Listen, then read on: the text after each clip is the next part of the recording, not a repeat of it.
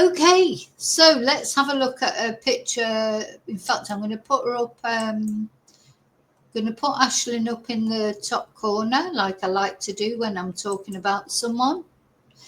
But also, I'm going to show you a closer up picture of her. So Ashling Murphy. Now, any of you, I think probably a lot of people will have heard of this case, but especially if you're in Ireland. And this was a big, high-profile case in Ireland. And of course, it sort of fueled the fire of, the anti-immigrant feelings in Ireland, because Ashling, unfortunately, she was killed by an immigrant. I don't know that they were an illegal immigrant, but they were certainly an immigrant to Ireland. So it's a very sad story. And the reason that I'm talking about this case, although I would, it is one that I've always been wanting to talk about, but the reason that I've been determined to talk about it, because when I've been doing these cases of the vanishing triangle in Ireland, one of the cases that I looked at, of course, was Fiona Pender. And then, when I start investigating into cases or researching cases, not investigating, that's the wrong word. When I start researching cases, it's just amazing the things that come up. And Ashling was literally just walking along the canal, walking along a walkway that a lot of people go walking. She should have been safe. She should have been safe. You should be able to walk wherever you want, whenever you want. But it wasn't like it was, 2:00 in the morning. She was walking along this canal in full daylight, and she should have been safe. Unfortunately, she wasn't, because someone was, I don't know if they were lying in wait for her, lying in wait for someone. Who knows? These people, do they just, because they were on a bicycle, do they just ride up and down, hoping that someone will come along that they might be able to attack? Or is it just coincidence that they were walking along there, or cycling along there? We don't know. But the thing is that we do know is Ashling, unfortunately, she was intercepted doing this most innocent of things. And I'm going to read to you what happened to her. And it's especially sad, I think, because I do feel like Ashling could have been saved, which is very scary, because two ladies who were also walking along there, but together, did discover her being attacked, but they did not have their mobile with them. They did not have their mobile with them, so they ran off to phone the police. But, they had to run off to find somebody else with a phone. Always take your mobile with you. You must take your mobile. If not, I'm not saying to people don't go and walk by the canal or go and walk your dog. I think you should be able to do that. But you must, there are certain precautions you should take, which is maybe having if you haven't got pepper spray, because of course you can't buy bloody pepper spray in the UK anyway. You can't buy one in Spain, supposedly, though there are places you can get them. Even a hairspray or something, you can get those little travel hairspray. That's something you could carry in your pocket and just spray in someone's face if if somebody came after you. But you must take your mobile. To me, you must take your mobile phone. Your mobile phone is crucial. Whether you'd have the time or the presence of mind to use it, I don't know. But anyway, so these poor ladies that found Ashling, or sort of interrupted the attack of Ashling, they did not have a phone with them, so they had to go away and leave Ashling as she was being attacked. I just think it's heartbreaking, because Ashling was alive then. Anyway, the connection this has got with the Fiona Pender case is Ashling was walking along a canal that is named after Fiona Pender. It's called Fiona's Way. because Fiona lived nearby. So the sort of irony, if you like, Fiona Pender is another, well, she's a missing woman. She still hasn't been found, has she? There's searches going on at the moment. It looks like there's a possibility that this case might get solved of Fiona Pender. But unofficially, this sort of walkway had been named after Fiona. And this is where she was walking. And she was attacked. It's just disgusting, isn't it? So let me read the case out to you. What happened? So Ashling was an Irish primary school teacher. She was also a traditional Irish musician. I've got another picture of her that I'm going to show as well, I think. Yeah, she was also an Irish musician. She was that typical victim, if you like, that we get. They're always such lovely people, aren't they? It seems like they're such lovely people. You know, Ashling was a blessing to the world, not only to her family and friends, but the world in general. She brought positivity to the world. And now not only her family and friends have lost her, but the world has lost her. And, you know, even the Taoiseach attended her funeral. This was such a big case in Ireland, you know, violence against women. And of course, like this thing about the perpetrator being an immigrant. It's, you know, we know that in Ireland, it's like there's a lot, it's like it's almost like you feel like with all the recent things that happened in Ballymena, etc. It's like a kinder, what's the word I'm looking for? A Tinder, is it? Tinder keg or whatever you call it. So anyway, she was attacked by a 31-year-old Slovak Romani, father of 5. I'm not going to show his photo. Josef Puska. So, father of 5. How would he like it if something happened to his children? So he had attacked her and dragged her off the towpath into an adjacent ditch, and he stabbed her multiple times in the neck.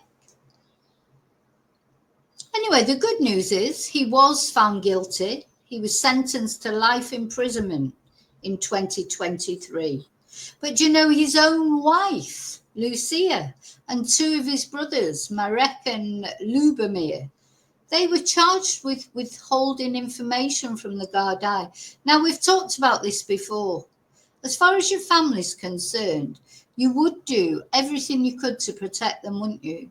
You know, and if your family, depending on what they've done, I don't know, it's a shoplifting charge or I don't know where you would draw the line in protecting your family. But I tell you what, if it was about somebody being murdered, a young girl like this being murdered, and you protect your husband, your brother, no. And they, I hope, you know, they deserve a long sentence as well, don't they? A very long sentence. How can they justify defending him? Anyway, he's been given life imprisonment, but I'm not sure what the minimum is. But anyway, so I think they pled. Yeah, his wife pled guilty in advance of the trial, and his family, the other 4, were found guilty. I mean, imagine that. I just don't see how you could protect someone from doing such a foul thing as that. How could you ever have them around your children again? You know, how could you ever have them in your family again?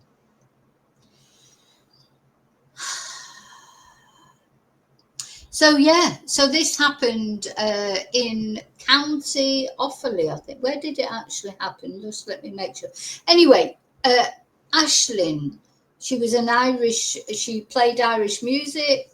Her father had performed with the Furies, which is quite a well-known Irish group. I'd never heard of them, I've got to be honest, because I don't know about that kind of thing, but if you are Irish and you know about Irish music, etc., you probably would know who they were. She was a talented fiddle player. She performed all over the country, and she gave private music lessons at her family home. She had a boyfriend, Ryan Casey. They'd been in a relationship for over 5 years and had planned to marry. So at 2:30 p.m. on the 12th of January 2022, she finished work and she was captured on the school CCTV at 2:37 p.m. while walking to her car. She drove via the N52 to the Dangeen Road car park in Tullamore, close to the Grand Canal. So this is the Grand Canal. Let's have a look at the Grand Canal. Let's see if I can find a picture of it. And as I say, unofficially known as Fiona's Way, because it's near where Fiona Pender lived. Oh, hang on.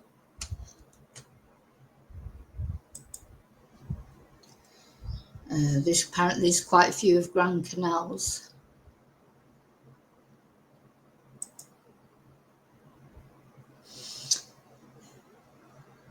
I mean, it looks like a beautiful place, I've got to say. Anyway, sorry.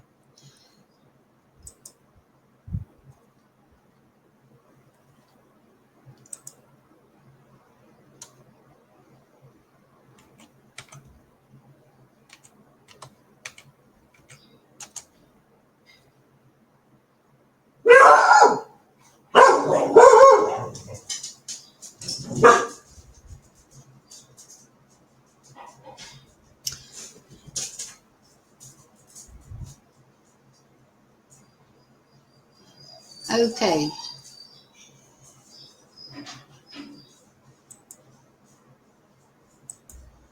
Let's have a look at this.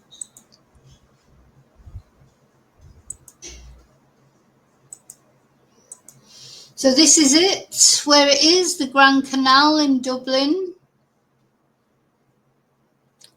You can see now, it's right over on the right. I'm not very good with directions, but it's right over here. Yeah. As I say, I've never been to Ireland, so I don't know anything about the geography of Ireland. Let's see if I can...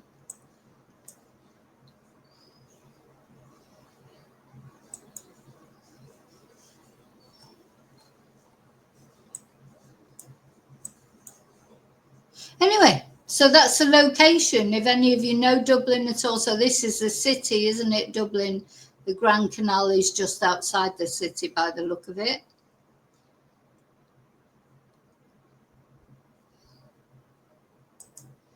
Okay, let's go back to where I was. So anyway, she was wearing a Fitbit Versa smartwatch, which ended up being very instrumental, you know, in the sort of the description of what happened.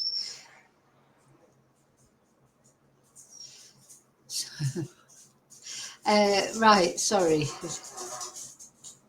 She left the car park on foot, wearing a navy jacket, navy leggings, a camogie top, a white t-shirt, a grey scarf, blue night runners, and a pink woolen hat with a brown bobble. And she also wore a ring, sunglasses, a gold necklace bearing the name Ashling, and a Fitbit Versa smartwatch watch with an activity tracker. So anyway, it showed her data from her devices showed she walked eastward as far as Digby Bridge. She crossed the bridge at 3:16 p.m. and then headed westward back towards the Dangeen Road car park. And the data showed her walking briskly at a consistent pace of around 6.5 kilometres. At which point her forward, so until 3:21, in which point her forward movement stopped and her activity tracker began recording erratic fluctuations consistent with a violent attack. And her attacker is believed to have overpowered her, dragged her off the towpath into an adjacent steep ditch filled with briars, where he stabbed her repeatedly in the neck with a serrated knife. So the thing is, if he was out there with a serrated knife, he was obviously, you don't go out there with a serrated knife if you're not planning on doing anything. Do you know what I mean? It's like, why did he have a serrated knife with him? Why? Why would you go out with a serrated knife? Just not sure. Anyway, okay. Now, what happened was two ladies were walking by, two joggers actually, Jenna Stack and Effie Maron, who were also primary school teachers. They witnessed the attack. They noticed a mountain bike in a hedge alongside the towpath, and they heard rustling noises in the ditch. They thought somebody had fell off their bike, obviously, and they were shouting, "Are you okay? Do you need help?" And as Jenna stepped off the towpath, she saw a man crouching over a woman and holding her down in the undergrowth. And she said she could not see the woman's upper body, but she observed her legs, which were kicking vigorously in a scissors-like motion. And she realized that was a cry for help. And she tried to help. She cried out to the man, "What are you doing?" etc. And called for him to get off her, and said she was going to call the police, the Gardaí. But neither of those two women was carrying a phone. So they had to run off to find someone to phone the police. They found two cyclists and two workers, and the cyclists rode to the location indicated by the women. But then that's when they found Ashling. Her body, she was deceased by then.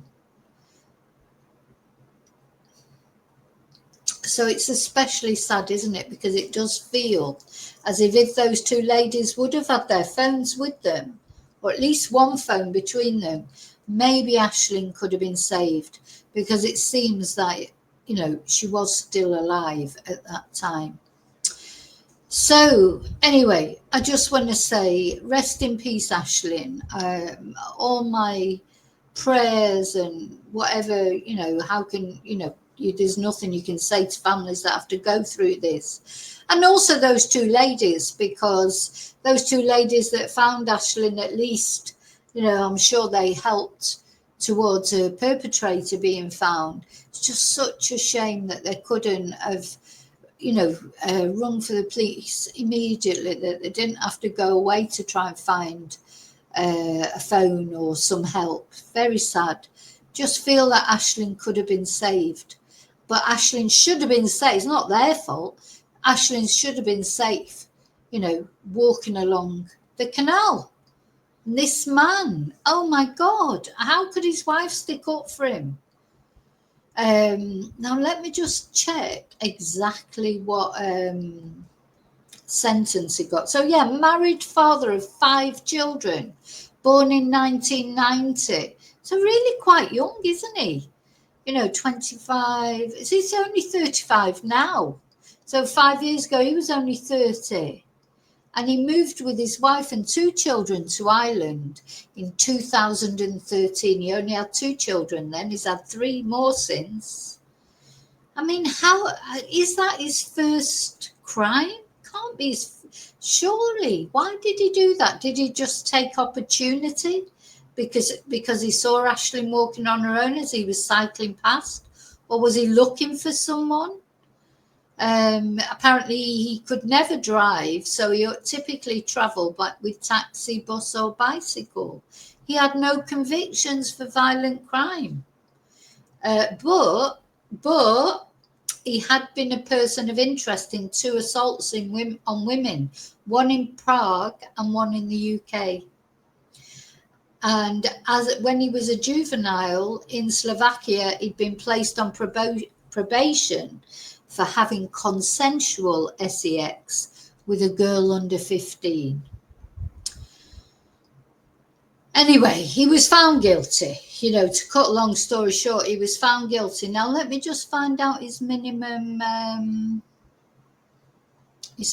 sentence. Yeah, so apparently his family helped him burn clothes, get rid of evidence, etc. So that's why they were all found guilty. Let me see. Oh, he's appealing his conviction, apparently. Can't find his minimum sentence. Maybe they don't do that in Ireland. I don't know. Oh my God. Oh my God. So he's eligible for parole in 12 years from 2023. So he'll be eligible for parole in 2035. Are you kidding me? 12 years for murder. Well, hopefully won't get it. I mean, that doesn't mean, of course, that he will be granted parole. But can you believe it? 12 years. Oh my God.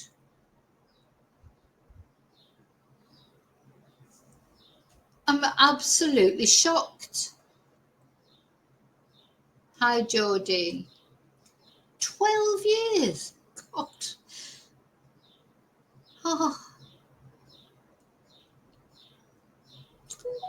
Unbelievable that 12 years he could be, you know, if he finds God, he'll probably find God, or he'll, you know, he'll be like an exemplary prisoner. He may get parole in 12 years. Well, I'm sure Ashling's family are going to, you know, fight against it. So hopefully he won't. But anyway, God. So if in 12 years he does get parole, he'll only be 47 then, sheep farming. If he's 34, it's only literally, I'm just angry. What does his wife think about him now? What do his children think about him? How could his family help him cover up this crime? This is murder. This is not covering up, you know, like, I don't know, shoplifting or credit card fraud or all the things that are important, but, you know, not crimes against the person. I just, honestly, do you know what? Anyway, so I just wanted to talk about that. I've been wanting to talk about it ever since I did the case of Fiona Pender, because it came up when I was researching the case of Fiona Pender, because this place where Ashling was attacked is Fiona's Way. It's a walk, if you like, that's informally named after Fiona. And, you know, there you go. It just, you know, sort of the locals calling it Fiona's Way. And then another young girl loses her life because she's doing something that people do every day and should be able to do every day. Walk along the canal,